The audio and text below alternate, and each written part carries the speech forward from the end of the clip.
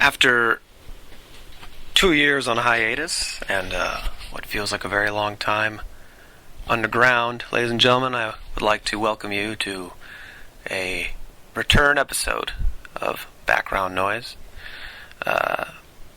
Hopefully you'll be watching along with the movie in question, although it really doesn't matter, considering who this is for.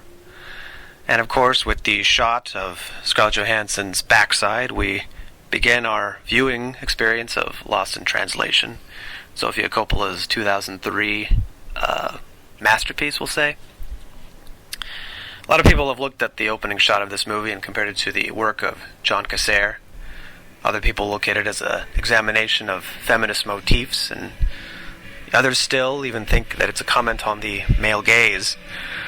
But in reality, it's just a very nice shot of Scarlett Johansson's ass, if nothing else.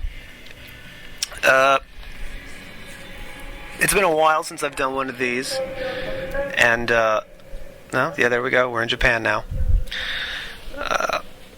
So, bear with me if I'm a little rusty at this. Unfortunately, I will not be joined by my frequent co-host, Isaac Carlson, as he is not in the state that I am in at the moment. And when I say he's not in the state I'm in, I mean literally he's not in the state of the United States that I am in. He is in a different state of the country. Although we could also be just in different states of mind, honestly. There's no reason to believe that that's not true as well. This is one of my favorite movies, and considering that it's been so long since I've done an episode, I thought I should do one on a movie that I could talk a lot about. For people who've never seen this movie before, I'd recommend viewing it before listening to this, if that was the want of an individual. The movie stars Bill Murray and Scarlett Johansson as two people who go to Japan for differing reasons, but end up staying at the same hotel and meet each other. But the third star of this movie, well, I guess ostensibly the third star of the movie is Tokyo, Japan.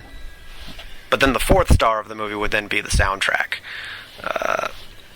At the moment, if you can hear it in the background, again, I don't know how clear the audio is, or subdued it is, but you were just listening to the song Girls by Death in Vegas.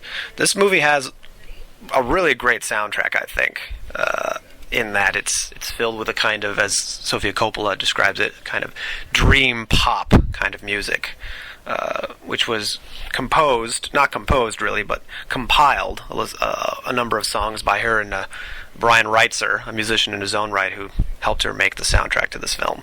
I remember watching this for the first time, I think I was around 13 or 14, and just instantly becoming obsessed with the songs and the score of the film.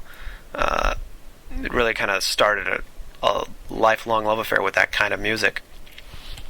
The reason why Isaac won't be joining me, as I said, he's in a different state of the country, and for any sense of posterity, I think it's only clear that I bring up the fact that this episode is being recorded under a kind of semi-quarantine, I guess you could say, as we are still in the midst of a coronavirus pandemic in the country of the United States. I'm recording this on September the 1st of the year 2020, if anyone would like reference to that fact.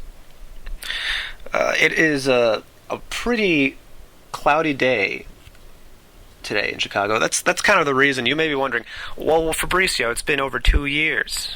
What possessed you, man? What made you decide that it would be a good idea to record another episode of a podcast that really no one listened to? And I will tell you, because it is not very complicated. I woke up today, and I looked at myself in the mirror, and I was amazed by the fact that I was having really a very good hair day. And I looked outside the window, and I saw that it was very cloudy, which are my favorite days. I love cloudy days. I don't like to see a glimmer of blue in the sky. It unnerves me. And so that, coupled with the fact that I had been pestered to do one of these anyway, I thought, you know what?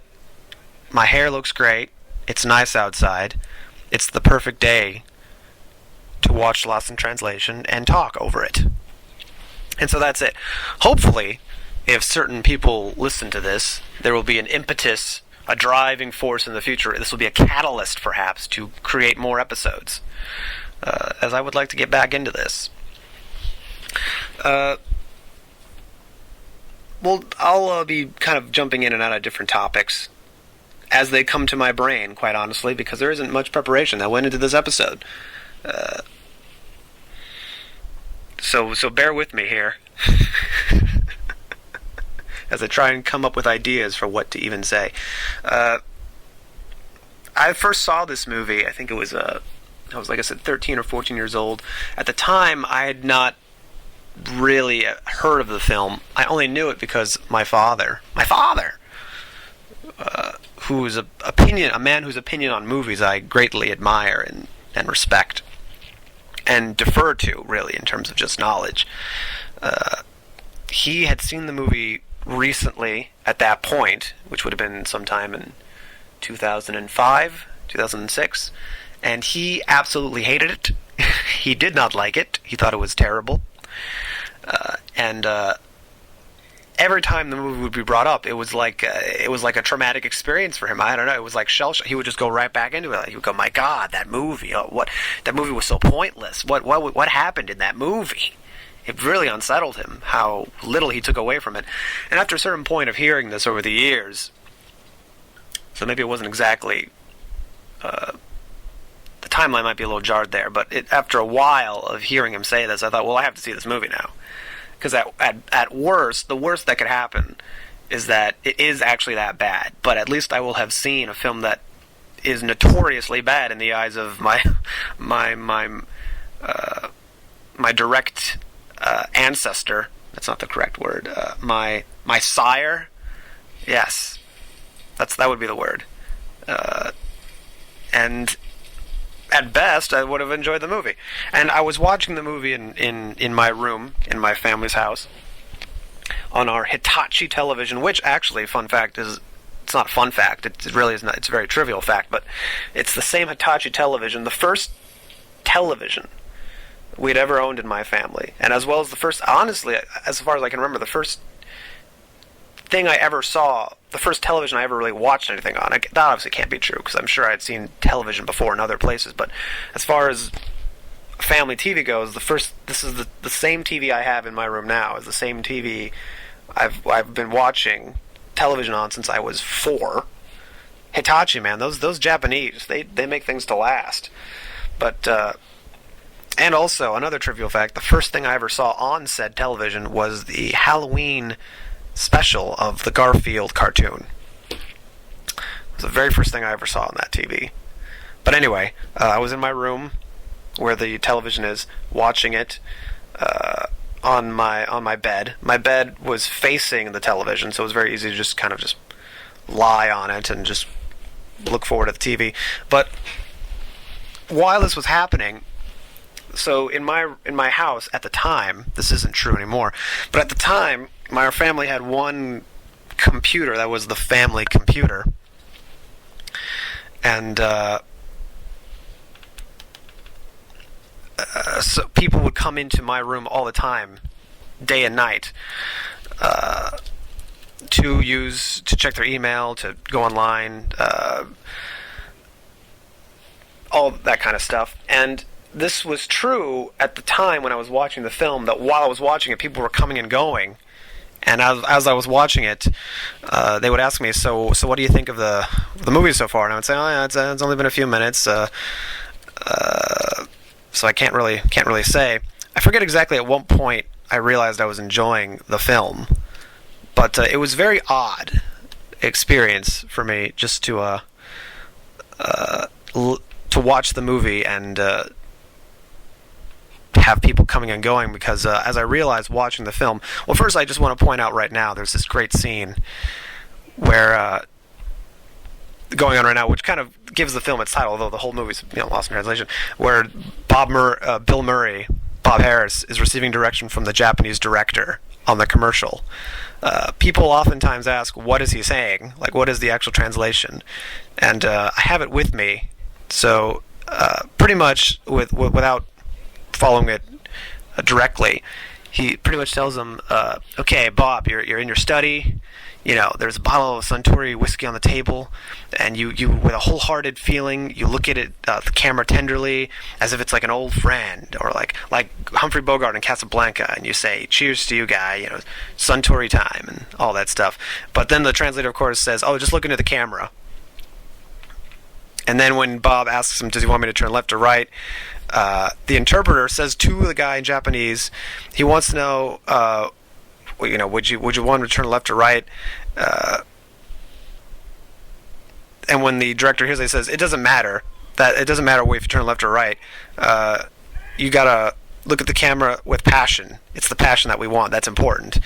And then the interpreter says, right side with intensity. And then Bob's like, is that everything you said? It seemed like you said a little bit more than that. And the director says, what we're talking about is not just whiskey. You understand? It's you are meeting old friends, softly, tenderly, generally. Tension is important, don't forget. And the interpreter just says, like an old friend, and into the camera. And at that point, Bob Harris just kind of gives up. It's a great scene. I love it very much. I just thought it would be, for people who don't know what's going on, who've always wondered, what does he say? That's pretty much what it is. Anyway, so I was watching the movie for the first time, and this movie, I think the overwhelming feeling that most people probably have when they watch this film, I would think is something like loneliness, feeling of isolation. That's certainly what I feel when I think about this film. It's in the imagery, it's in the quiet moments in the film, which are abundant. This movie is not does not run rampant with dialogue, quite frankly, or with any kind of semblance of a... Although there is a plot. It's unfair to say the movie doesn't have a plot. That's kind of it's an exaggeration on the part of some people who just don't get it, I think. But watching the film and kind of really, especially at that age, 14, 15 years old, when you really get that teenage angst going and that feeling of, oh God, there's no one who understands me, I'm alone in this world. It was like, it was very embarrassing, and kind of connecting to that and realizing I was getting something out of the movie, and having my parents and my sister just kind of coming in and out of my room constantly just to do things on the computer. It was weird. I felt very naked. It was very much, it would have been less weird if I was having sex with someone and they just kept walking in and out. That's how I would compare it. That would be less weird than the feeling I was getting from them coming in while I was watching this film. But maybe about 30 minutes in, I probably just decided I think I really like this movie. And it was probably about after an hour that I realized this is probably one of my favorite movies ever. And to this day, when the movie was over, I thought this is the greatest movie I've ever seen. I didn't probably say it in that voice, although I might have, quite honestly, knowing myself. And to this day, it is, with the exception of being Star Wars, is still my favorite movie of all time. I just get so much out of this. And it's what's great about it is that even though it's in some ways a depressing film, just because of the general tone of it, the atmosphere, I don't ever feel like depressed watching it. It's actually very comforting, especially now. I recently rewatched it in preparation for this episode, just to get a sense of the rhythm of the film again. And it's really is almost like a comfort depressing movie, in the sense that even though the characters are going through pretty rough patches in their life, and the movie's very much heavy on emphasizing the isolation and loneliness of it, you get the sense that in the end you take away more than you give away, if that makes sense. It's almost like it's comforting in a way that you wouldn't expect at first. I think it just started raining outside. It's a rainy day in Chicago here. A cloudy, rainy day. It doesn't get more beautiful than that. Man.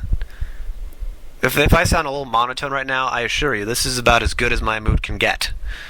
I remember in isolation, I've had the the luxury of not having to deal with many people, which is a good thing, I think. I don't think socialization is and constant interaction and communication with others is a good thing.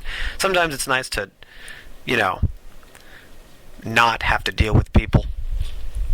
But recently, I've been in contact with a neighbor, someone I knew from my childhood has moved back into the neighborhood, much to my not chagrin, but certainly just more anxiety in my life as a consequence of knowing that this is someone I have to talk to now for extended periods of time, which is like I was so getting to enjoy having to talk to no one for so long. But I remember after a few walks and conversations with this person, she told me, she asked me, so are you on any like mood stabilizers? Or like any kind of drugs for that kind of thing, for like depression? And I said no. What are you talking about? And she said, well, because your attitude is so mellow all the time. It's like it doesn't. And I remember you being so like high anxiety and like so highly energized when we were younger, and you just seem so incredibly different now. And it's like it must be drugs, I guess, she thought. And I said, no, it's me. This is just how I am. I don't know what to tell you. People do change over time. I don't buy into this bullshit idea that people don't change, that people remain the same. That's just like I also don't buy into the idea that people are constantly changing. That is also not really true. Maybe on a very physical level of just your body constantly changing and weight gain, weight loss, or hair growing, and nails, and in that sense, I guess you could say on a level of minutia, the cells in your body are constantly readjusting and changing. Yes, but I think really it's just a combination of two things. You know, you have your core person that never changes, and then oftentimes in life you find out that most of elements of your personality, which are very superficial, can kind of easily be bent or changed depending on where you are in your life or what you're doing. There probably are maybe like 4 or 5 core traits that everyone has that they kind of develop at around like 4 or 5 years old that just kind of show, that stay with you. And everything else will change. Like maybe your interests change, your taste in music can change over time, what you want to do with your life can change. But there's maybe like, and oftentimes those feelings aren't as simple as greedy, selfless. It's something more specific than that. There's just these feelings that you can't really define, put words to, that are just a core part of who you are, and that stuff stays with you until the day you die. But everything else is subject to whatever kinds of changes in your environment occur. And I don't just mean environment in terms of how you're raised or who you're living with. I mean literally the environment. Sometimes fucking trees, man. You'd be amazing if you had just like how many flowers can change a person's personality, or grass versus moss. Bill Murray is so funny in this movie.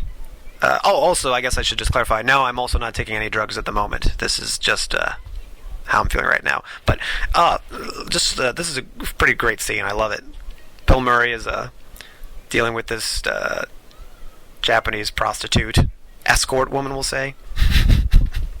Bill Murray is great for this movie. Sofia Coppola made a great choice in hiring Bill Murray. As I understand it, when she first came up with the idea for this project, Bill Murray was very much someone she had in mind for this. She just kind of imagined him. The shot we just saw in this scene before, she just kind of imagined him just like Bill Murray wearing a kimono in like in a hotel room, and thought that's pretty funny. I should do something with that. And it is very funny. He's got that droll expression. This is the first time I'd ever seen Bill Murray in a movie, too. When I was a kid growing up, I didn't really watch Bill Murray films. The classic films he's known for, like Stripes, Ghostbusters, and all that kind of stuff. Caddyshack, Groundhog Day, you name it. That was stuff that was foreign to me. And to this day, one of my weak spots as someone who watches movies is still movies primarily from the 70s to the 90s which centered around a specific comedic actor. Think about movies with Chevy Chase, like National Lampoon's Vacation, or Fletch, or think about Three Amigos with him and Steve Martin and Martin Short. Think about all of Eddie Murphy's films from that time period, like Trading Places, which I have recently seen in the last few years, but up until recently I had never seen that film. And the same is true of a lot of Eddie Murphy films from that time period. So yeah, that period is for some reason those films just never, like The Jerk with Steve Martin is considered a classic by people who have seen it, but I have to this day have not, and it's not a film that's high on my list of films to watch. It's not a priority for the simple reason that when I think about all the films I haven't seen that seem so much more important, like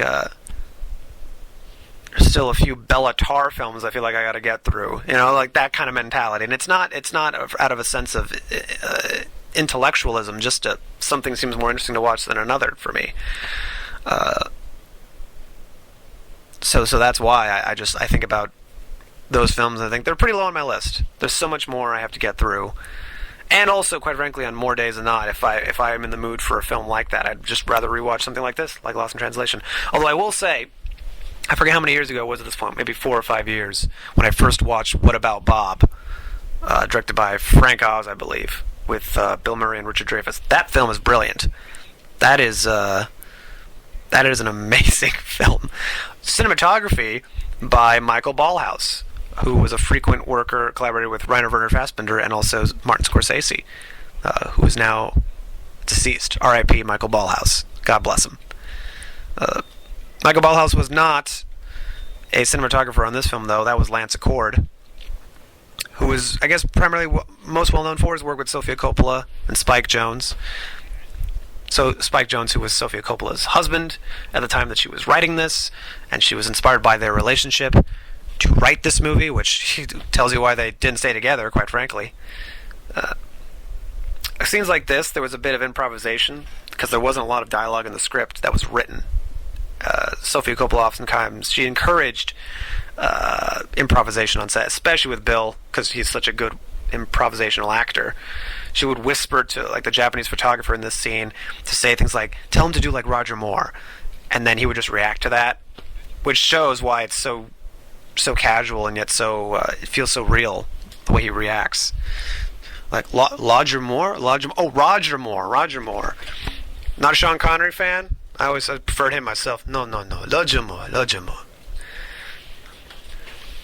There's a lot of jokes centered around the fact that in Japanese society, when they speak English, they tend to switch their L's and R's, or just they don't really make heavy R sounds the way we do in our language. And I think it's just because in the Japanese alphabet, correct me if I'm wrong, but there isn't really a heavy emphasis on that specific letter, that phonetic sound of an R, which is why oftentimes it sounds very soft when they do it, or it sounds like another letter, because it's not. Especially when I just think about Japanese words I know off the top of my head, like even when there are words that are spelled with, if they were spelled in the Romanized way, or the westernized alphabet of Japanese, the R's tend to make very soft sounds that are closer to like D's, and not like an actual hard R sound. So they don't really have hard R's in their language.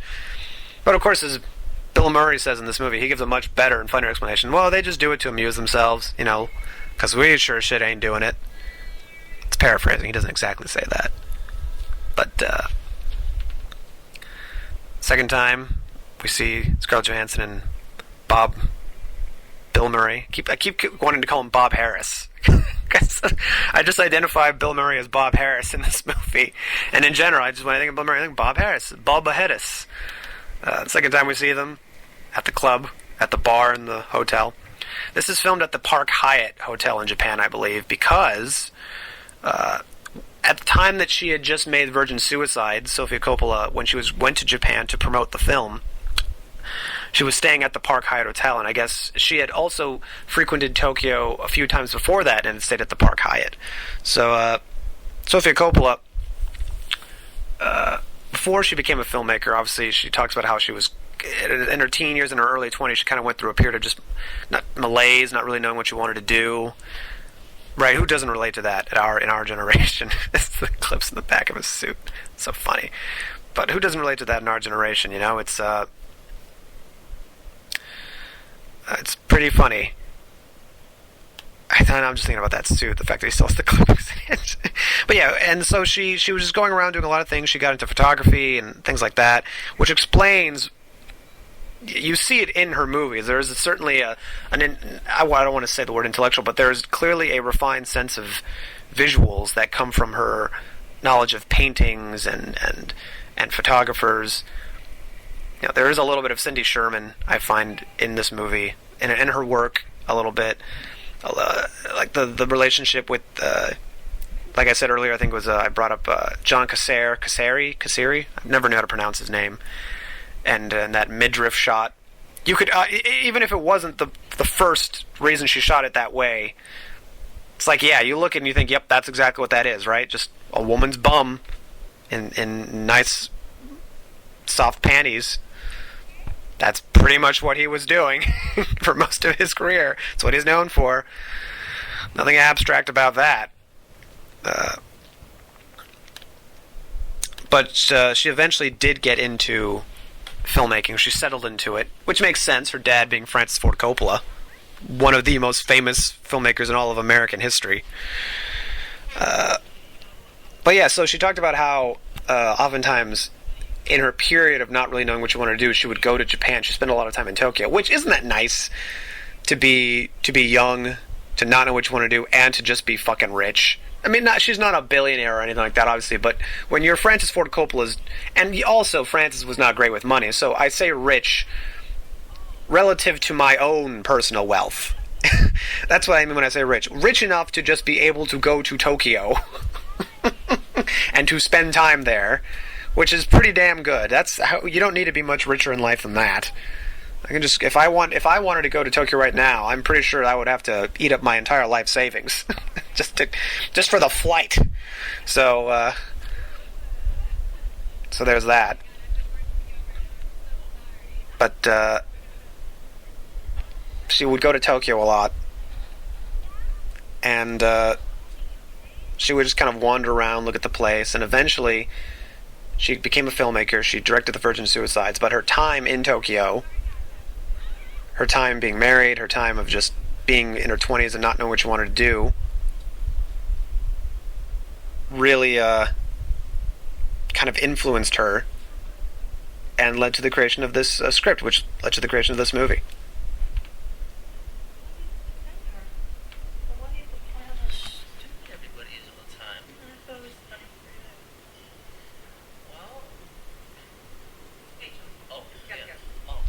Another one of the many ways this movie's influenced me. I didn't know who Evelyn Waugh was before I'd seen this film. Never read Evelyn Waugh. But since then I have read Brideshead Revisited, so don't you worry. I know him now, and I think he's pretty great. Evelyn Waugh was a man. Great line.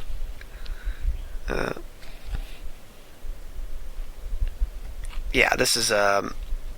This, and it's no coincidence when I think of her, I also think of Spike Jonze, not just because they were married, and not just because of the fact that he also was a prominent filmmaker, but I kind of lumped them together, as well as a few other filmmakers from that time period, in a kind of group I like to call the Lonely White Boys Club. A series of filmmakers who I think you can demarcate and categorize by their obsession with characters who are quirky, too smart for their own good, and oftentimes just lonely. So Sofia Coppola is probably the one woman really of the group, but she's a member of the Lonely White Boys, even though she's a girl. Hey Alfalfa, what about your membership to the women hating club or girls hating club, whatever the fuck. It's been a long time since I've watched whatever that, Little Rascals. It's been a long time since I've seen Little Rascals, so I don't remember the quote exactly, but yeah, girls suck. Yeah, so there's Sofia Coppola, Spike Jonze, there's Wes Anderson. Come on. They're all only white boys in his movies. You know, even in Grand Budapest Hotel, the main character's not white, of course, but still fits the bill of the lonely white boy type. And certainly Jude Law's character, who technically is the narrator of the whole film, is certainly a lonely white boy. So we're counting it. It counts! Noah Baumbach makes movies about lonely white boys. Roman Coppola. These guys also oftentimes work together. You know, Roman Coppola, who is Sofia Coppola's brother, has written scripts with Wes Anderson, has directed his own movies. Spike Jonze, and I think that about rounds out the group. They all know each other. They're all friends with each other. Richard Linklater, to a lesser extent, is a member of that group. He also makes movies about lonely white boys, but he comes from a slightly different background. And Kevin Smith would be a member of that group if not for the fact that he's just too blue collar, and his sense of humor is too blue collar and not at all like the quirky kind of, I don't want to say bourgeois, but bourgeois kind of humor and stylings of these other people. Although I wouldn't say that Sofia Coppola is the greatest filmmaker out of all the people I just mentioned. This is, to me, of that genre that I've created in my head, this is the best film. This is the film that drove that group forward. And even though, you know, Wes Anderson had made a movie before this, Noah had made a movie before this, this to me is the film that really ushered in that group of filmmakers as just the premier group of people, directors in the United States. And of course, I say that, and Quentin Tarantino was the biggest deal, and Michael Bay was, and Christopher Nolan, and all those guys were becoming really big. And that's a different kind of filmmaking. That's like blockbuster entertainment that's still driven by a director's voice. But these films are like their own. When we talk about how there's no real middle class or mid-tier kind of group of films anymore, how, you know, there's films that cost $100 million to make and $10,000 to make, right? The people aren't making middle budget films anymore. Well, they are. They're not making very many, but those films are kind of predominantly being made by these filmmakers, right? Because Grand Budapest aside, most of Wes Anderson's films don't cost that much money to make, right? I mean, especially, you know, again, Grand Budapest, I think, was something like, without whoa, sorry, I think we lost you there for a second. Anyway, where was I? Yeah, Only White Boys. Yeah, so even though his last movie, Wes Anderson's, cost I don't know, something like, or not his last movie, but Grand Budapest was something like probably in the range of $70-80 million to make, which is definitely more. It's a lot of money. $80 million is nothing to scoff at, but usually those kinds of films they make, Noah Baumbach and Wes and Coppola, all of them tend to be something like in the, at this point, $20 million range, 20-30 million, usually less than that even. So that's kind of middle brow filmmaking right there. What's left of it is kind of these people making films that everyone knows has a market because they're the ones making it, but they're not going to be filled with any kind of major action or explosions or high concept filmmaking. So that's kind of where that audience is migrated. And this is the film that I think just kind of exploded all of that. It was a film that cost, I don't know how many millions of dollars to make. It wasn't a lot. Most of it was spent on just shooting on location in Tokyo. At the time, I think she, for like a year, kept trying to get Bill Murray to be in the film and to agree to appear in it. And he eventually did, but it was something like, I don't know, after a year of just phone calls and letters, he didn't even sign a contract, really. He just kind of said, okay, I'll be in your movie. And she took his word for it. So she's in Japan, and she's already spent a few million, like $4 million, just setting up and doing as much location work as she can. And Bill Murray hasn't even shown up yet. and no one knew that he would, because again, he didn't sign a contract. They just kind of took his word for it. But then he does. He shows up on the first day of shooting, which I think was September 29th. September 29th, 2002 was when the shoot started, I think, which is amazing to think. And then they shot the rest of it. And she even says, I think in like an interview on the DVD release with her and Bill, she says how it was like a big, huge, it was a sigh of relief is what she felt. Just a big sigh of relief that, oh, he actually showed up. Bill Murray's stories in general are pretty great. Now, mind you, I don't think he's God on earth. I don't think he's Jesus resurrected. He's not. He's just a guy who's funny and has made some good movies, or been in some good movies, I should say.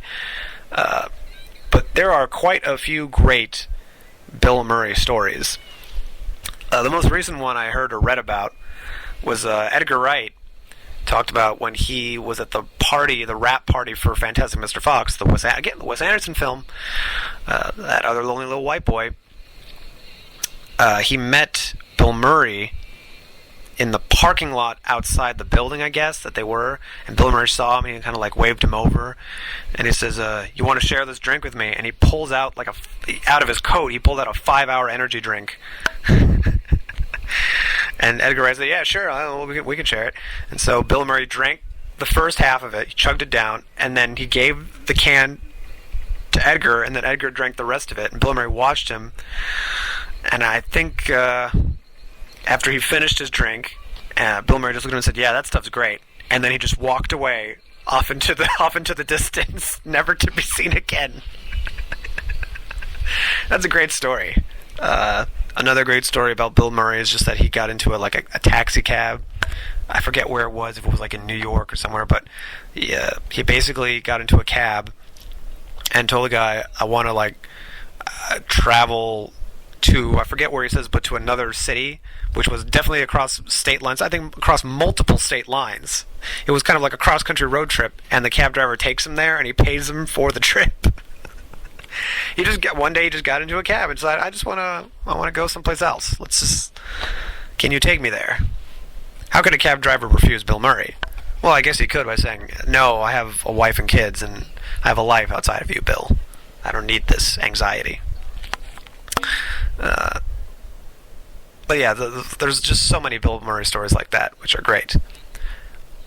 Not great Bill Murray stories, of course, include just how much of a dick he was, especially in the late 80s when he was clearly doing a lot of cocaine.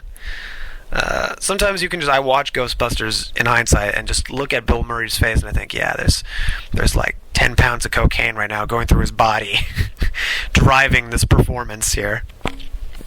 Not that I'm complaining, mind you, he's really good in it, but and especially when it came to the idea of making a third Ghostbusters film, which probably is something I should get into for another time, but I just find it so obnoxious that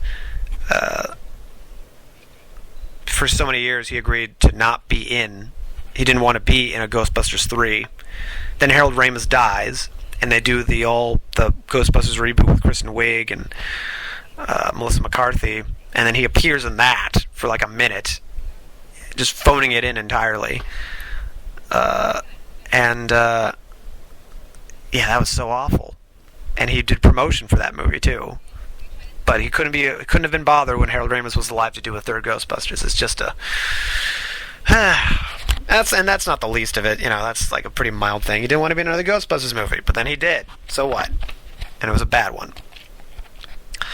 This film kind of marks a turning point, definitely in Bill Murray's career, though. You can kind of separate Bill Murray's career into two parts, which is, again, the classic comedy stuff that he's known for, which kind of ends at around Groundhog Day, which is 93, when he and Harold Ramis did their last movie together, and they kind of had a falling out, as it were.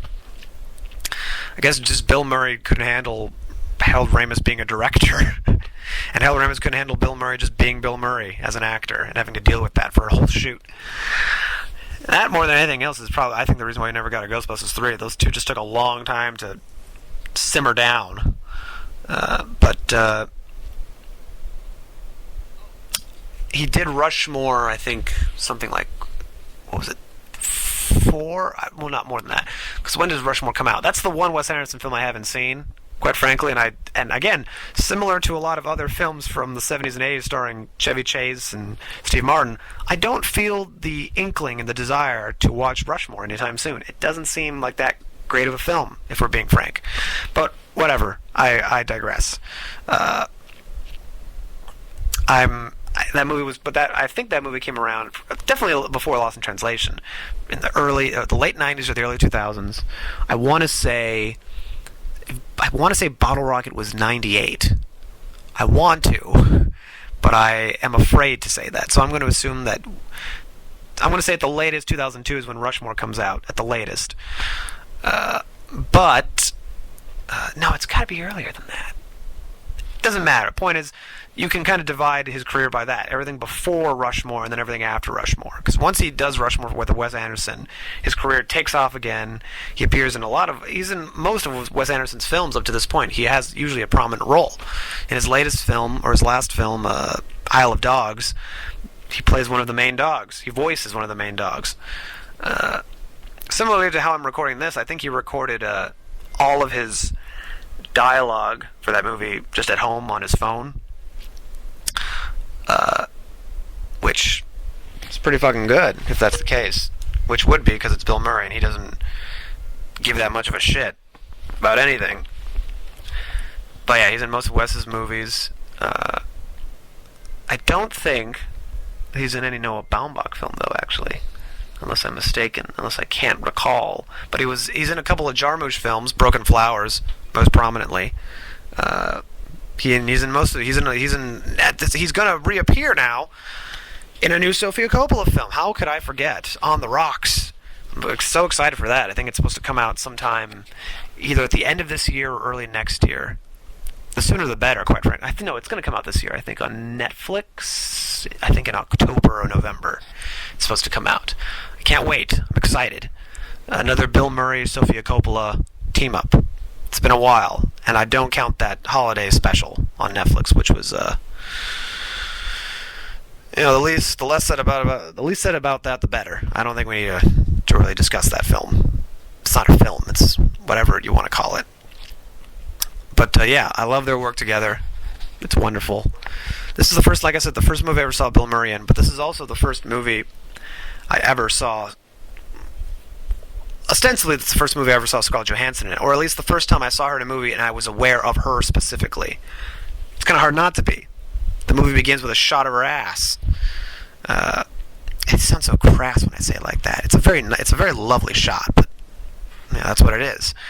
But yeah, she's a very prominent character in the movie, and she's very good. This Scarlett Johansson, and she'd be the first to tell you this, for a variety of reasons. She's always been very good at playing characters, or at least for the first, at this point, half of her career. She could always play characters who were older than she was in real life. Scarlett Johansson, who was born in, I think, 1984, and this movie was shot in 2002, so she would have been, she wouldn't even have been 18, because she hadn't turned 18 yet. So she would have been like 17 years old when they shot this. She does not come off like a 17-year-old girl when you watch this movie. She comes off as a young woman, certainly, but she's married. She seems very sophisticated for her, for her real-life age, maybe, but she seems like a sophisticated, mature young woman. Like someone, you imagine her being someone who's graduated college already, who's in her early mid-20s, like 25, is how I imagine her every time I watch this movie, which is the age I am right now, actually. Jesus, terrible to think. But no, she's a 17-year-old girl. It's shocking. And then shortly after this, she would appear for the first time in a Woody Allen film, Match Point. She's 19 in that one, I think, because that movie came out in 2004. I think she's like 19 years old when they shot that movie. And again, same thing. She does not come off like a teenage girl. She's like a woman in that movie. Very much so a woman. A femme with a capital F. So she's always been very good at that. Part of it is her face, the way she carries herself, and also her voice. She's always had an unnaturally deep voice. I wouldn't go as far as to say it's like Jacqueline Onassis. She's not Jackie O in terms of how mannish her voice is, but it's certainly deeper than you would suspect by looking at her. And after watching this movie, I became very enamored with her in the way that a young teenage boy would become enamored with Scarlett Johansson, and I felt compelled to watch just about every film she's been in, and I have, I think, with the exception, with a couple exceptions, like her really early work, I've seen just about every Scarlett Johansson film, and I could go on a whole little rant about her career and where it's gone and how at times I feel really disappointed by it. Only because I say disappointed, not because there aren't good. Not because she hasn't done good films since this, but because it always seems like, or as time goes on, it seems more like the charm that she has in a lot of those early films is just kind of gone. It's not there anymore, and I can't tell if it's just time, the ravages of time, or if it's just not finding the kind of synchronicity. Synchronicity can't be a word, or the synchronization, or the just the compatibility with certain people she's worked with. Because she, in this movie, she's not acting. It feels so natural, the performance. And there's a couple other films where even natural is not the word I would use, but certainly very compelling. Her work with Woody Allen, I think, in general, is very good. I wish that she did more movies with him, quite frankly, and I'm sure she would. All things being equal, if it wasn't, if it wouldn't be a big deal to be in one of his films, I'm sure she would be. I know to this day, I think they still hang out, like go to dinner every now and then and talk. Interesting. Now there's an interesting relationship, hers and Woody's. But I look at the vast majority of her films, and this past year even, she appeared in 2 films, 2 Academy Award nominated films. One of them, here we go, here's that name again, Noah Baumbach's The Marriage Story, as one of the main characters alongside Adam Driver. I remember watching that film. I've seen that film, I've only seen it once or twice. Maybe, I think I've seen it two times now, but I can't confirm. But just watching it and thinking to myself, it's a fine role. A friend of mine put it very well, actually, and she has a worse opinion of Scarlett Johansson, as an actress than I do. But I remember her saying that Scarlett Johansson sometimes in a movie, and I don't know how to illustrate this comparison without relating it to a meme or these viral videos, and I don't remember the name of this person. But she explained to me that there's this woman on, her videos are on YouTube now, who would do these kind of skits, I guess on TikTok or Vine or whatever fucking platform. I don't know the platform. So, but on one of these social media platforms, she would make these small little videos that were skits with her husband, presumably, and they would perform these little skits, these little scenarios. And what was great about the videos was not that they were funny, but that they were performed with utter sincerity, and her acting was bad in the way that she thought it was good how dramatic she was being in them. Like, she thought she was being a great dramatic actress in the videos. And I saw one of these videos, and then she said, and sometimes when I watch Scarlett Johansson act, I think about her. That's what she said. Sometimes she acts like that, where the acting seems very dramatic, and it's not necessary, and it seems very fake. And I kind of agree with that. I do think she's a really good actress, but oftentimes I watch her in movies and I think, she's acting right now. This is acting. Oh, this is another great scene. I love this. Bill Murray doing karaoke. Of course, I watched this movie, and a lot of people who know Bill Murray would look at the scene and say, "Oh, Bill Murray's singing," because Bill Murray is kind of well known for some of his skits where he sings songs, like that Saturday Night Lights live skit where he's like a nightclub singer, doing these ridiculous covers of famous songs. But again, when I saw this for the first time, it was a lot like when I saw Pulp Fiction for the first time, where John Travolta is just an actor to me. Ugh. Got to get like a cup of water. Talking too much. But John Travolta is just an actor to me. He's not anyone important or special. So I don't. When I see him dance in Pulp Fiction with Uma Thurman, I don't think, oh wow, what an amazing scene, or oh my God, we're going to see John Travolta dance.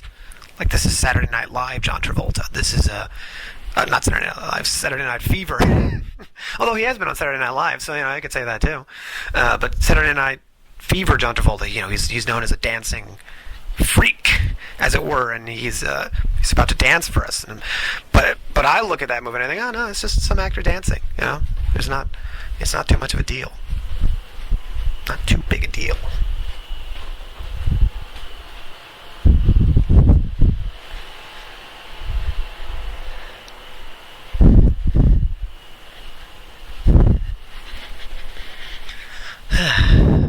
It's a very enjoyable experience.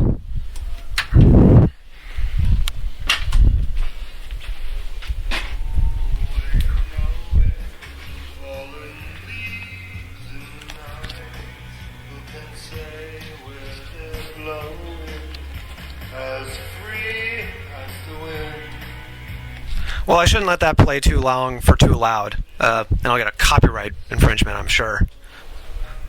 Almost certainly. Brian Ferry will not be happy with me. I can't handle that.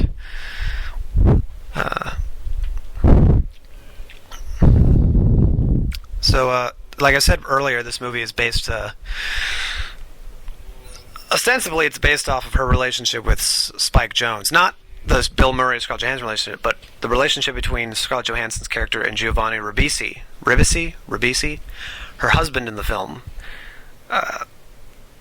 She was married to Spike Jonze, and clearly there was a feeling of loneliness, or this feeling of, I don't really know this person I've married, as she says in the movie, the character says in the movie.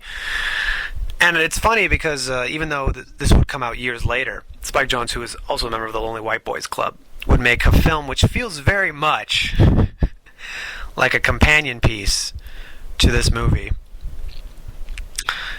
called Her, where you have Joaquin Phoenix, who was actually one of our great actors.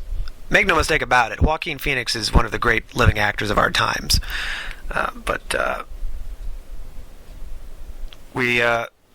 In that movie, Joaquin Phoenix falls in love with a computer operating system. It takes place in I think it's Hong Kong, but I can't say for certain. It's like an eastern western futuristic city, which looks a lot like Hong Kong to me. And we follow this character who's recovering from another relationship, who's feeling very lonely because he's a lonely white boy. And the operating system he falls in love with is voiced by none other than, who should it be? Scarlett Johansson. So there you go. It just feels very much, you watch it, you think, God, this is like Lost in Translation Part 2. It's ridiculous. And you can't help but feel or wonder if it really is just his take on that relationship. Now, more likely than not, it's not really based on any one relationship, because one can't assume that after they broke up that Spike Jonze was chaste for 15 years and then decided, I'm now ready to make a movie about my marriage to Sofia Coppola. More likely than not, it was just he was probably going through another breakup at the time and was just reflecting back on his relationships and thought, there's something here for a movie. And more likely than not, the relationships he kind of talks about or shows in that film is more of an amalgamation, a hodgepodge of different relationships in his real life, without being too autobiographical, which is something I don't think he was going for with that film. But certainly, and of course, it's also worth noting that even though that film was not shot and lit by Lance Accord, he did shoot and light another Spike Jonze film, Where the Wild Things Are. Lance Accord, who is the cinematographer for this film as well, has worked with Spike Jonze a number of times. Well, a few times, I should say. And So there's that connection there too. Spike Jonze actually is kind of a interesting guy, but I'll save that for another time, for another episode where I'll actually talk over a Spike Jonze film. Oh, what? I'm getting texts from people this time of day at this part of the country, localized entirely in my bedroom. Yes. There's nothing nicer than the sound of the vibrating noise of a cell phone for me. Well, actually, no, it's not necessarily a nice thing. Sometimes it causes anxiety because I think, oh God, I got to respond to this with something. But what I mean to say is that you become so kind of I don't know, attached to your phone. Like it becomes almost like an extension of your arm, which is why oftentimes when you can't feel it and you think, oh my God, it's missing. You start panicking as if you've lost something actually important, like your social security card or a foot. And how sometimes it feels like there's like a phantom ring. You're like, I thought my phone just went off, right? It just becomes an extension of who you are as a person, unfortunately. And so sometimes, especially if it's on a soft surface, I find when you just hear the soft sound of your phone vibrating and telling you you're getting a message from someone, it feels like like an endorphin or like a dopamine release in your brain, which is really awful when I think about it. It's like I've been trained. I've been engineered into responding to this piece of equipment, to this device. God, it's awful. Fuck phones. Fuck technology. Really. The only technology that I wouldn't fuck is the film cameras used on this. Look at that. What a segue, right? That's so impressive on my part. But using this film, I'm not really. I would never claim to be a technical expert when it comes to movies or when it comes to just film stock. Although it is something I'm very interested in. In another life, I would have been a director of photography. Although in another life, I also would have probably wanted to have been a better painter and illustrator. So there's that. But for those of you who are into that kind of stuff, I have it on good authority that this film was shot on ATEN 35-3 cameras and a compact movie camera. And it was shot on film using Kodak Vision 500T 5263 35mm film stock for the nighttime exteriors at least, and then 320T 5277 stock for the daytime scenes. Shot mostly. Another thing that's great about this movie is that it's shot mostly using just local lighting. There's no real use of actual lighting equipment in this film. It's mostly just kind of available lighting wherever they were, or if they shot. No artificial lights really, which is I think it's great. And it's kind of impressive too when you look at the imagery. Like this shot right here, looks like it was shot, I don't know, around maybe it's dawn, very early morning, although it could have been dusk too, honestly. I have no way of knowing for certain whenever it was shot, but you look at it and you think, yeah, this is such great imagery, and it was shot, just with sunlight, or whatever daylight there was? It's kind of hard to believe, but yeah, for the most part, there wasn't really... And I'm sure there was at some point they had to use artificial lights. I just couldn't tell you from shot to shot which scenes have them. But it just goes to show also, with the right film stock, you can pretty much shoot anything without needing to worry about light, which is always something I think about for some reason. I don't know why. Maybe it's the guerrilla filmmaker in me.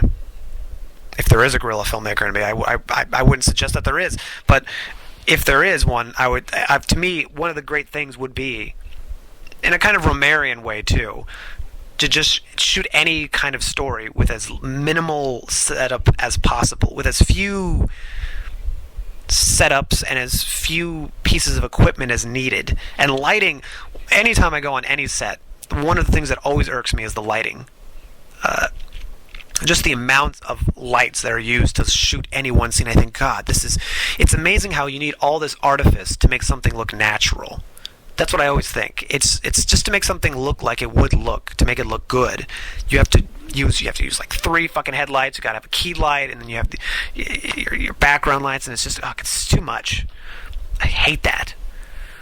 That's one of the first things I would try and strip away on any set if I was making a low budget film. Well, I guess if I was making a low budget film, I wouldn't really have a set per se, but it's one of the things I would try to eliminate quickest, because it's just on a level of mobility, the use of lighting of light equipment just easily hampers down any shoot, any set. That's what I've noticed. It's like, because that's the thing that takes longest to set up, is always the lighting, this thing that's constantly changing, because even if you're shooting in an interior, you're still getting other light sources that are affecting the image, and you constantly have to maneuver and change things, and then of course there's just the continuity of, if you do a close-up of someone, but you can still see things in the shot, and then you shoot from a different angle, then you have to accommodate for that angle, but you also can't have the lighting look too different, so that when you shoot that same shot from a different angle, the lighting somehow looks different now, and you think, what happened to the lights? It's just too much to keep track of it. It's not worth all that, I think. So I guess what I'm saying is that I find this movie, A, aesthetically pleasing, and B, the style employed to shoot it is one that I would favor, or that I do favor, in terms of just choices. I've always wondered about this scene. Bill Murray is sitting down with this Japanese man. I don't say this with an intent to insult. I also probably assume that the person who's in this scene is dead. He looks so fucking old. But I never was certain if this was an old man or woman, quite frankly, he was talking to in the scene. But I've always wondered, besides that, in the scene, when you look at the background, at the two Japanese women just sitting right behind them, they're laughing so goddamn hard. And I can't tell if they're just laughing at whatever this Japanese person is saying to Bill Murray in that whole interaction, or if they were told, if like they have their own little story. Like, there's a reason why they're there, and there's a reason why they're laughing that's unrelated to this. But it just seems like they just can't help themselves. Like, they're just breaking character because it's so goddamn funny what's going on right in front of them. Now Bill is looking back at them. He's probably thinking the same thing.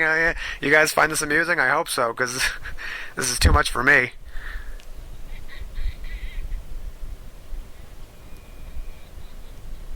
God damn.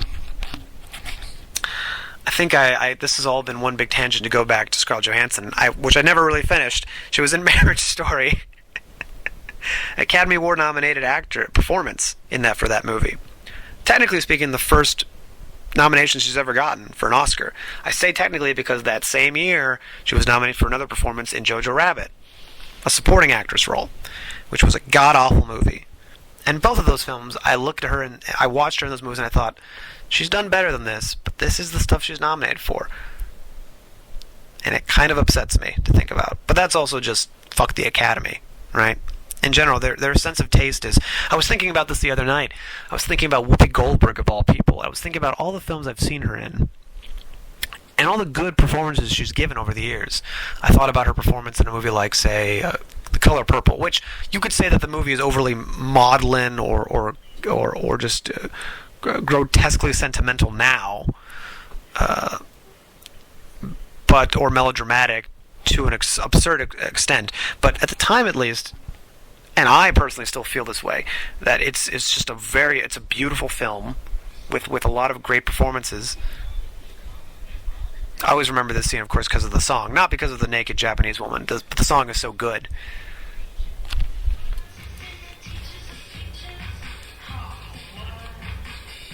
Anyway, I think about her in those movies, Whoopi Goldberg, while this is playing, and I think about how she could have been nominated and won for any number of films she did, but then she gets it for Ghost.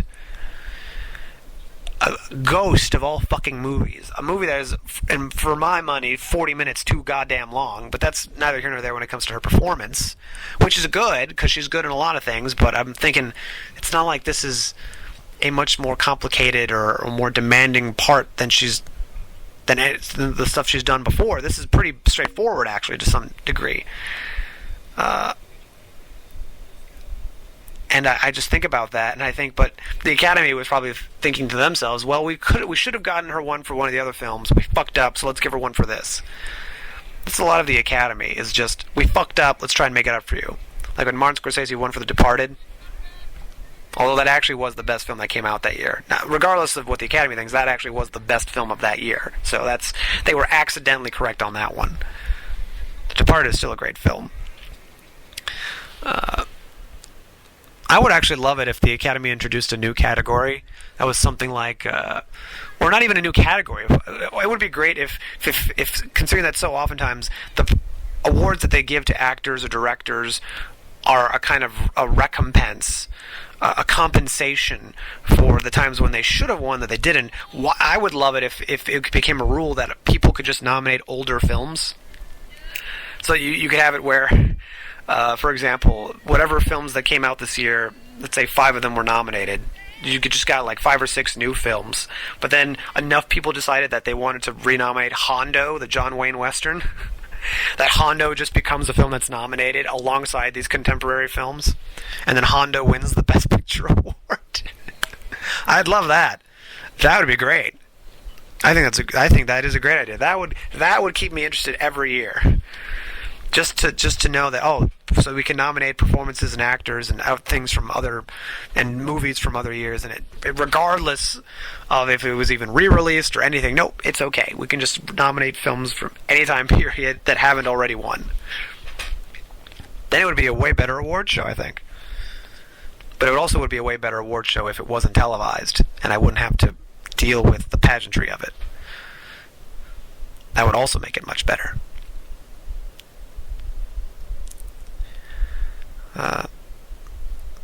I kind of relate to this film in the same way I did when I was 15. 10 years have passed since then. I'm 25 years old, going on 26 this year.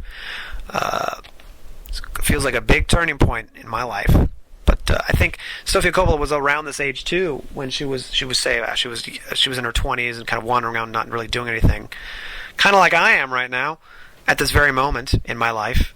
And then she finally decided to become a filmmaker. Of course, even though we could say that she didn't get a helping hand, quote unquote, nepotism is so, you can't help but look at this scenario and say, oh, well, of course Sofia Coppola could just make a movie like The Virgin Suicides at like 26, or I think she was 27 when she directed her first film.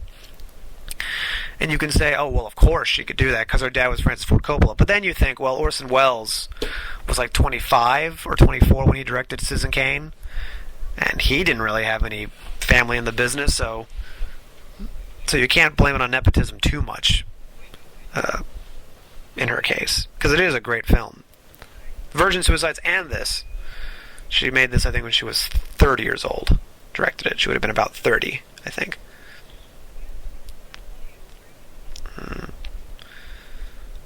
This movie is a lot like La Dolce Vita, so it makes sense that they'd be watching that on a TV in Japanese, or in Italian with Japanese subtitles. Also, although this is not really important to anything, on the subbed or dubbed landscape, I'm firmly on the side of subbing and not dubbing. Subbing is much better. Read.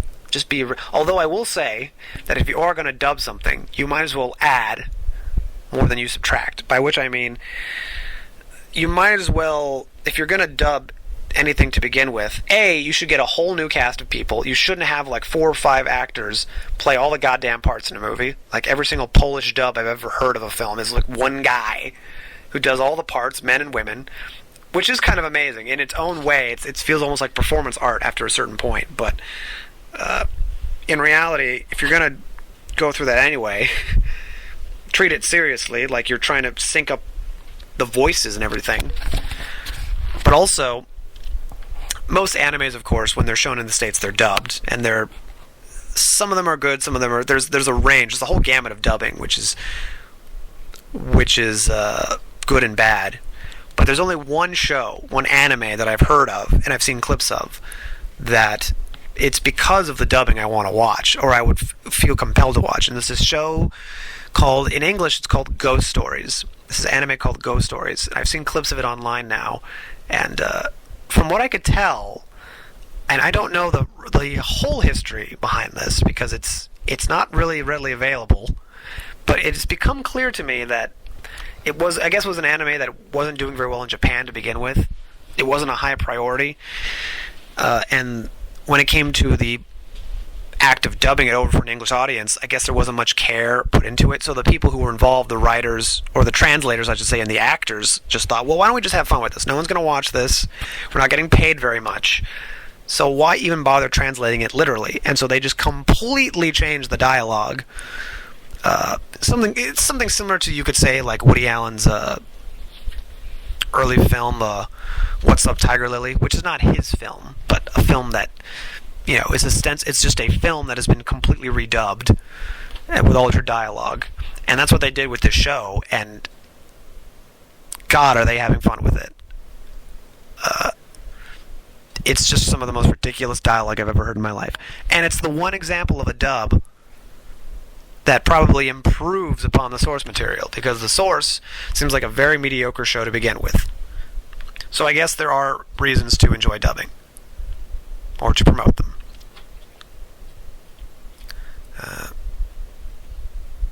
As I said at the beginning of this video, there's a quarantine going on. There's a virus that is infecting the world.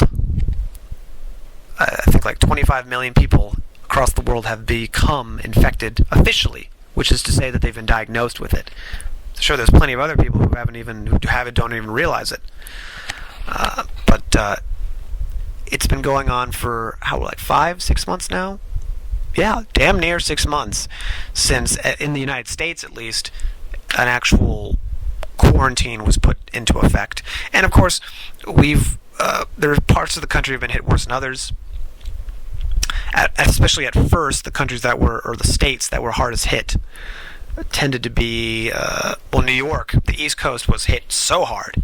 And New York still is not doing great. It's doing much better than it was months ago, like July, but it is not doing great. But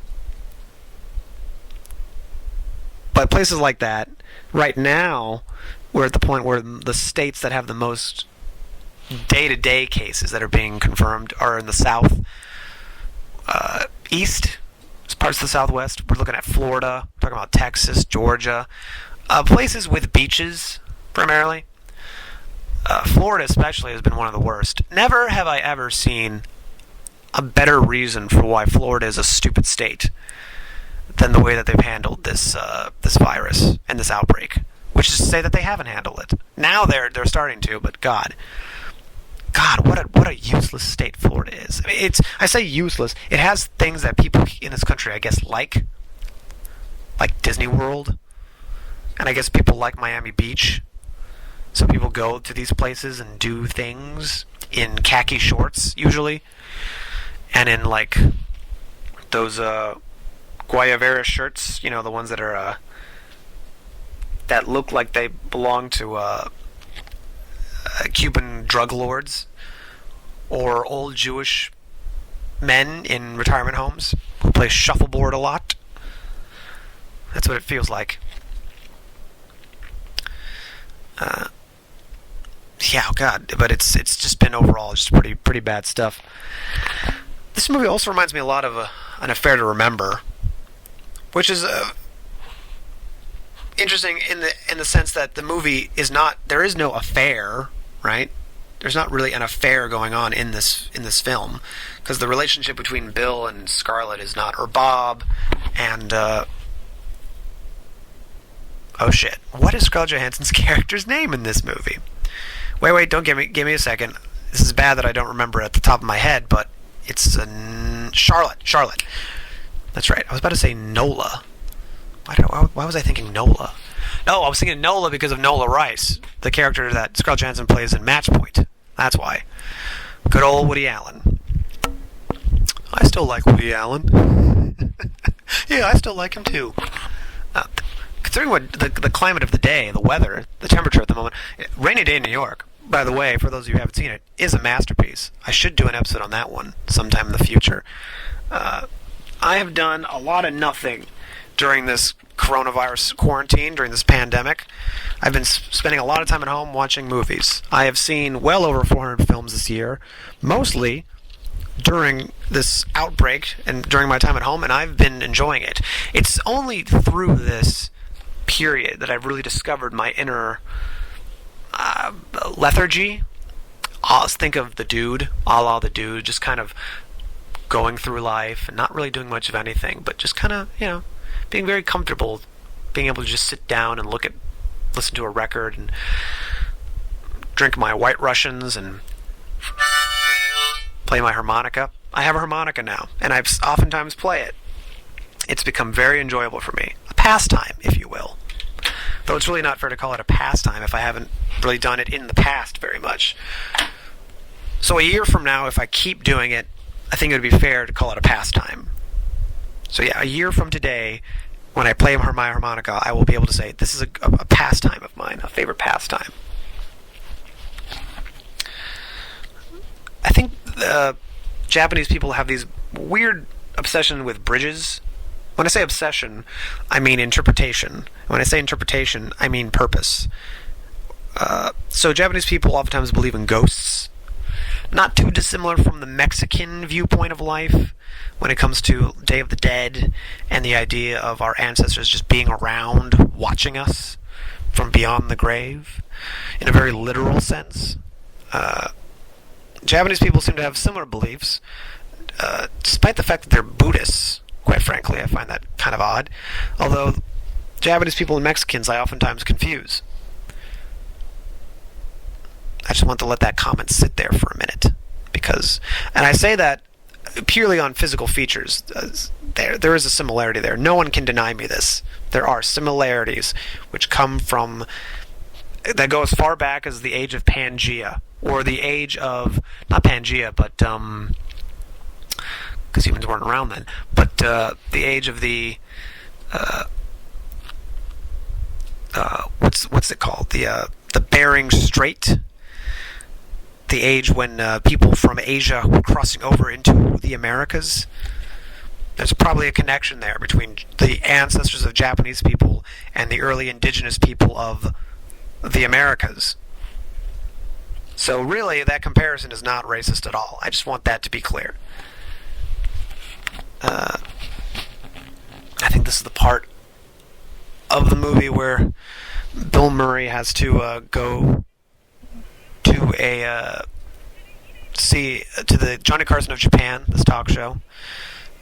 Although right now he's on the street. See, this was shot clearly with available lighting, and this looks like it was shot very early in the day, like around 7 a.m., it seems like, 6 a.m. Another one of the things I hate all about shoots, just having to get up early.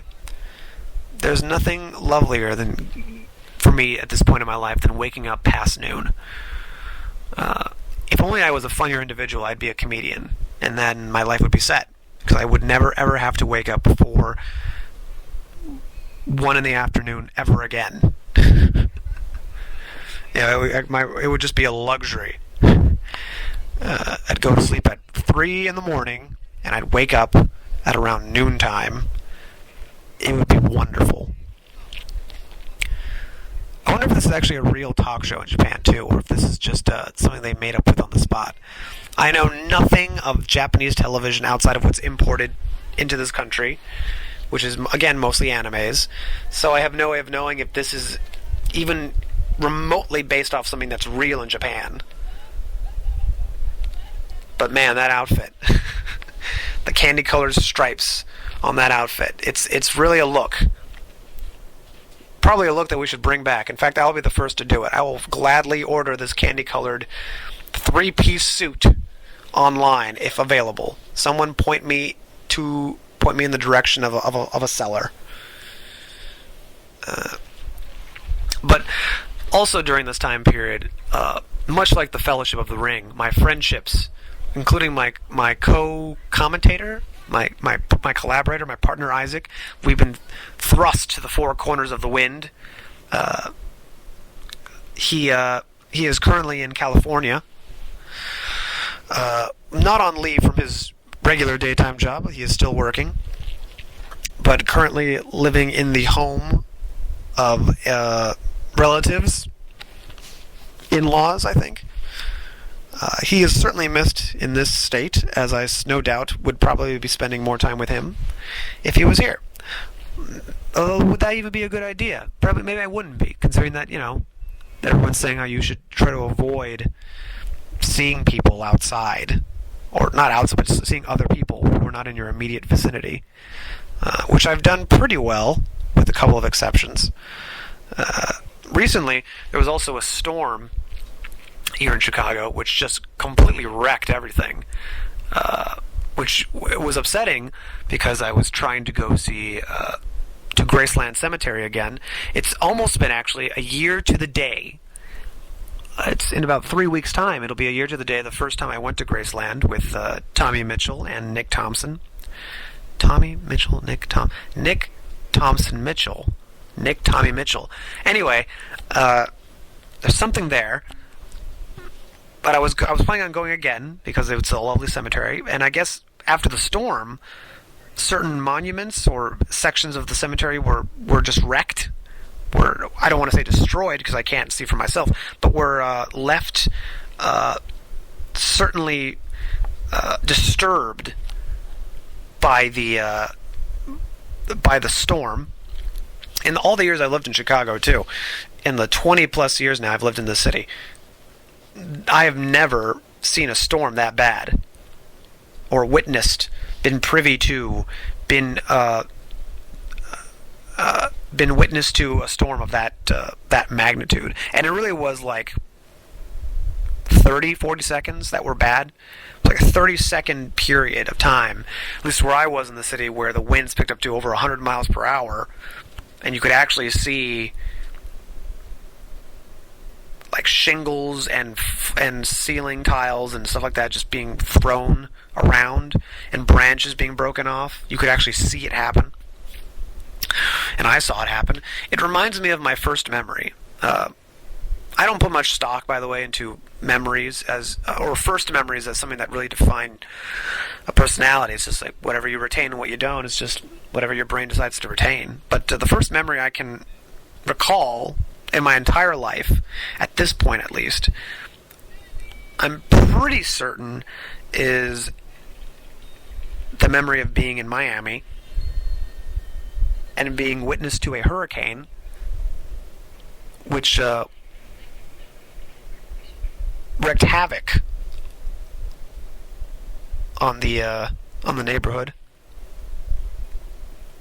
I remember watching patio furniture fly around and things like that, and just the winds, the noise they were making, that really distinct noise that winds that are very strong make, and the rain coming down. Pretty intense. Although at the time, when I saw it as a kid, I wasn't afraid by it. Probably should have been. I remember being told to stay away from the window, although I did not do that. Everything was fine in the end, but yeah, that's what it reminded me of. I thought, oh, this is like Miami hurricanes now. And it's unsettling to me to think that this could happen every year now, or could happen more frequently than it ever has before, which is to say it's never happened before. So the fact that it happens at all means that it could happen again now. So that's upsetting. But hopefully Graceland will be open soon, so I can go back and look at lovely cemetery plots of famous dead Chicagoans. Really is a must-see for anyone who comes to this city. You gotta see the dead Chicagoans. It's kind of amazing how much of this movie has gone by now. There's only about 20-30 minutes left. Yeah, not even 20 minutes left, my God.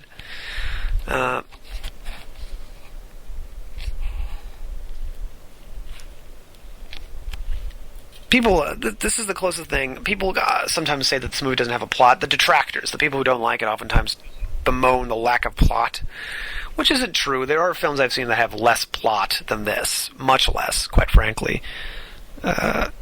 Good Lord, honestly, when I think about the other films I've seen that have no plot.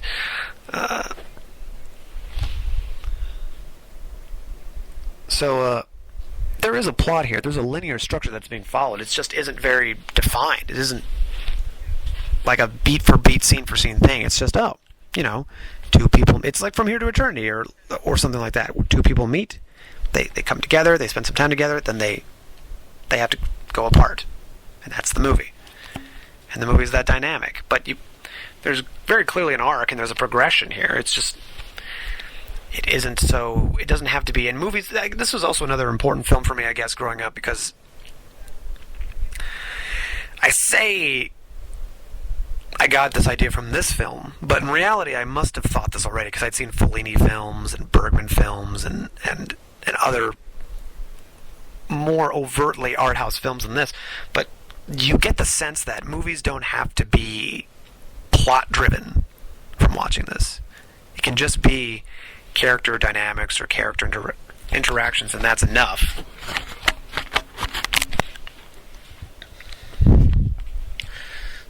So it's important in that sense. For me, at least, it was. And again, it's just, there's a lot of things I took away from this. But this is probably also the first time I saw a film where the thought occurred to me that I could do that. Right? And that was probably, that relates to just the kind of, the DIY, even though, again, it was shot with a real budget, on location in goddamn Tokyo, Japan. There's a sense of this being like real life, which it sounds pretentious to say it in that way, but the feeling of this is happening, and there isn't an artifice to it of a set and a crew and all this kind of pageantry. It's just very much like, if you were there, it would look like this. And I remember just thinking, I could do that. I could do this at the very least. Maybe not in Tokyo, because I don't have the resources to go there, but I could do this in my immediate surrounding. And that was probably the first time in my life where I saw a movie that made me realize that I could maybe want to do one myself. So, I guess the impetus for that started at 14 or 15 then, when I first saw it. It's amazing how much this movie holds up for me, too, over time. Although, in general, I'm the kind of person where I watch movies and I don't, or I rewatch films after some time, and I don't, my observations may change, let's say, but my opinion doesn't change very much. I don't tend to watch movies after 10 years and find that, oh, the films I loved are terrible now, or vice versa. That doesn't tend to happen. Very rarely. If at all. I can't think off the top of my head of a film where my change in opinion was so drastic.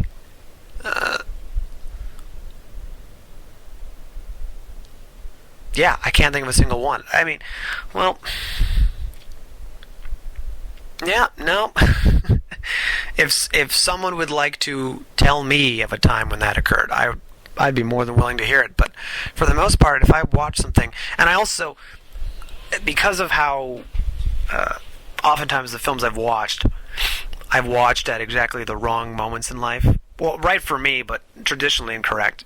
There are certain films that are definitely meant for teenage boys that I saw when I was much older.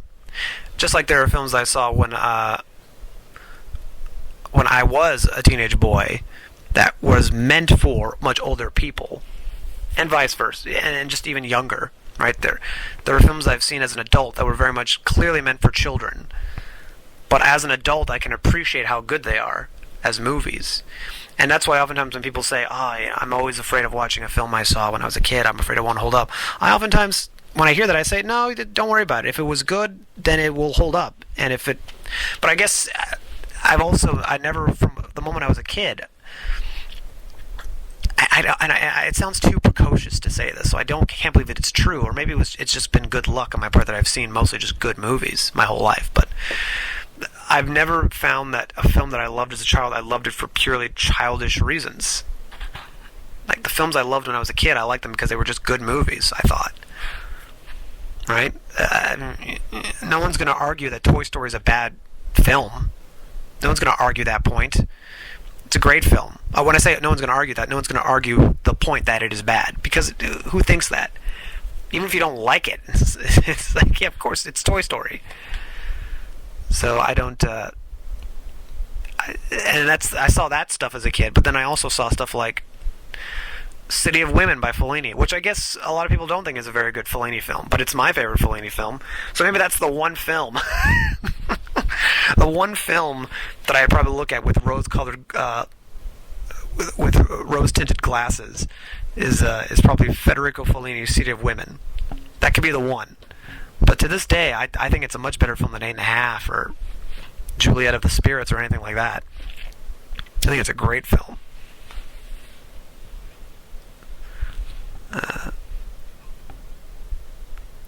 We have now gone past our denouement in this film.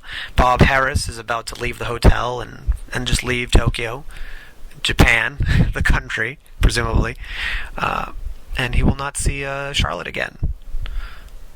So it's a final farewell scene that's coming up. It's a wonderful scene in the movie, and of course, there's the famous moment in this film where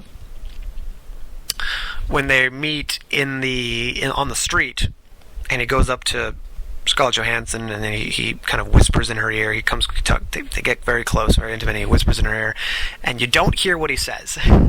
Everyone always wonders, what does he say to Charlotte? What does he tell her before he leaves? And of course, Bill Murray in real life does say something to Scarlett Johansson in that moment. He does say something to her. And people, I'm sure, oftentimes ask all three of them, what is it that Bob Harris say? What does he say? And I'm almost certain that line of dialogue was improvised too, because I don't believe for a second that line was in the script, or if there was a line in the script, it was just a fill-in line because she couldn't think of anything better at the time. But I'm almost certain that was not planned, that piece of dialogue, that it wasn't in the script, and that whatever Bill Murray says to her is something that he just wanted to say to her in that moment. He just thought to say, in character or not. And it's kind of it's one of those things where it's probably better that we all don't know, because then we can put in our minds what we would have liked to hear. It's one of those things where the ambiguity is perfect for the part. But again, people ask them all the time. Most recently, one of the more recent instances, when Scarlett Johansson was on Inside the Actors Studio, and she was being interviewed. Also, in regards to Inside the Actors Studio, can we just say R.I.P. To James Lipton, who was it's weird. He was hosting that show from the moment I've been born. That show has been on since I was a child. I think the first episode aired in June of 1994, a few months before I was born. So as long as I've been alive, even if it was not something I was always aware of, as long as I've been alive, James Lipton has and that show have existed. And now that James Lipton's dead, it's like, even though I never had any dreams to really be an actor, the thought of being on Inside the Actors Studio and being interviewed by James Lipton always seemed enticing. It's like being on Charlie Rose. Of course, that's not going to happen either. But she was asked, this was maybe in 2016, something like that. She was on the program, she was being interviewed by James Lipton, and he, of course, near the end, he asks her, what does Bill Murray, Bob Harris, say to your character in Lost in Translation? And she goes, do you really want to know? She doesn't say it. She clearly doesn't tell them in the audience what he says, but she's probably right in the sense that it's better not to know. Although, of course, if I ever do meet any of them in real life, the first thing I'm going to ask is whether or not I get the answer I want. I'm going to ask, so what does Bob Harris say to Charlotte in that last scene? Right now, what does he say to her? The way it's shot is perfect too, because they clearly, she doesn't want you to know, because the way it's even framed, it's like you can't even see his lips move when he tells her this. It's kind of covered and very muffled. This is the closest thing to a real kiss in this movie between the two. Again, it's not a consummated relationship. It's not romantic in the purest sense of the word, but there is a romance to it. It's a friendship, it's a love that comes from a specific place and time.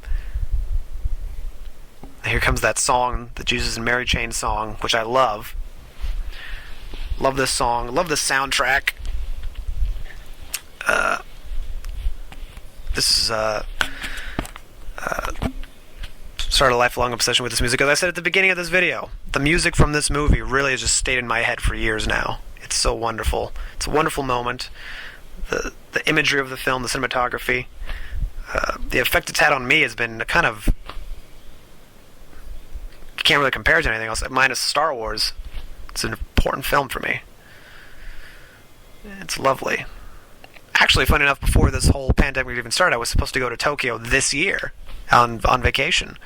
So I was going to be in Tokyo where this movie was filmed, and I did not get a chance to. So it's only appropriate that I should do the next best thing, which is watch other Americans be in Tokyo for an amount of time.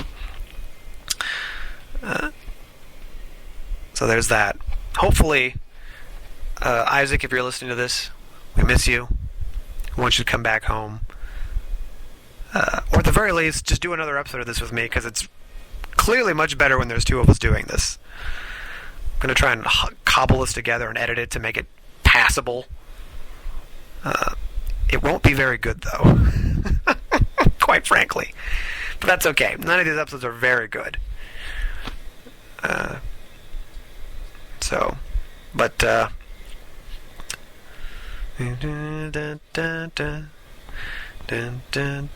hopefully in the future, on a more regular basis, I don't plan on waiting another 2 years to do another episode of this.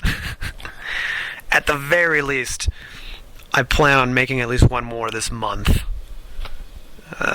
Just because it would be nice to get back into this. If I'm doing nothing else, I might as well be doing this. Written and directed by Sofia Coppola. God bless you, Sofia. Never made a film better than this. Although I know there are people who are big fans of Marie Antoinette. I know a few of them, and that's a good movie. That's a great movie, even I'll say. But come on, nothing can really touch this.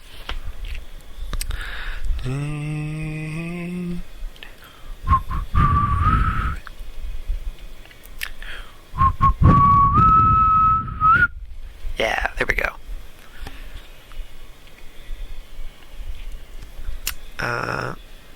Yeah, there's much more for me to say.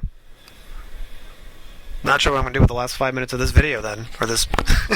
I'm not going to cut off at the end credits, come on. I guess on a very brief subject of Anna Faris, who's in this movie, who was great in this movie. Essentially playing a Cameron Diaz-esque actress. I recently have been watching her a lot on the sitcom, which I don't think is on TV anymore. I think they've finally ended it, but the sitcom Mom, I think it's CBS. It might be CBS sitcom. It might be ABC. It seems more like CBS, just the material. But let me just say, starring her and Allison Janney, great show. I mean, I'm a big fan of sitcoms. I think it's, to me, peak television in America. Sitcom. Doesn't get better than that. Fuck that Breaking Bad. Fuck that Game of Thrones. Fuck that shit. Fuck that shit. The best American television is the sitcom. I'm talking like All in the Family. I'm talking MASH. I'm talking Seinfeld, Martin, I Love Lucy, Frasier, Cheers. Not Friends. Friends is not a very good sitcom.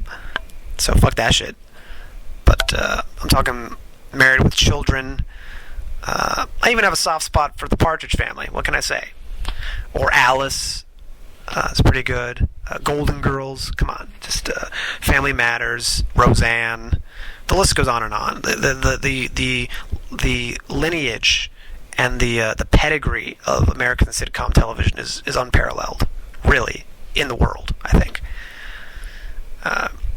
And so Mom is a great contemporary sitcom for people to watch. I would recommend. And that's all I have to say about Anna Faris, who also hosts a podcast which is certainly much better than this one. Certainly much more professional, and more structured, and thought out, and all those things. So if you like podcasts, and somehow you listen to the end of this one, I'd recommend that one. Camera operator, Lance Accord. Great name to have on a person, too. Lance Accord. It's very interesting, because those two words seem very dissonant from each other. Lance, I think of a weapon, something used to strike people down. Accord, I imagine an agreement, a settlement of some kind. Lance Accord. So it's like a violent agreement, in my mind. That's what it means. It's quite the name. like Osamu Sasaki. Quite the name, too. Although I don't know if that has as much meaning as Lance Accord in English. Who's to say? Who is to say? I want to say for the last time to whomever's listening to this, whatever two people are listening to this who listen for more than a minute. Honestly, anyone who listens to this for more than a minute, they won't get to this part, but I'm grateful for that. Because apparently people don't listen to these videos for much more than 30 seconds, so a minute is kind of Herculean. I don't blame you either, but thank you again for anyone who's been listening, for bearing with me here as I kind of get through this very rough kind of startup, we'll say, or reboot of this show. It's a soft reboot. It's not a real reboot. I'm still going to call it background noise, and it's episode, I think, 17, technically. But certainly it feels rough, and oh look, even Wes Anderson is even mentioned in the thank you notes. Of course he is. Of course he is. Where's Noah Baumbach? He's got to be here too, right? No, he's not? Alright, whatever. But it's been nice to doing this again, and hopefully I'll get to do it again with a co-host with Isaac in the future. Those tend to be better, but this has been nice. This has been a good way to spend the early afternoon, the morning here. And I guess I'll probably go on today to just watch some more movies after this. I'll probably watch a Clint Eastwood film. Gotta watch Heartbreak Ridge. Gotta finish watching that movie. Haven't finished that one. Also, Husbands would recommend. That's a movie for the boys. I just saw that the other night. Great film. Great film to get drunk to. Or maybe not. Maybe you don't want to get drunk to that. Either way. From American Zoetrope. Not that, but this film. It's been a blast. It's been a pleasure. Bye. Bye-bye. Yeah. Thanks again, everyone. Have a good one.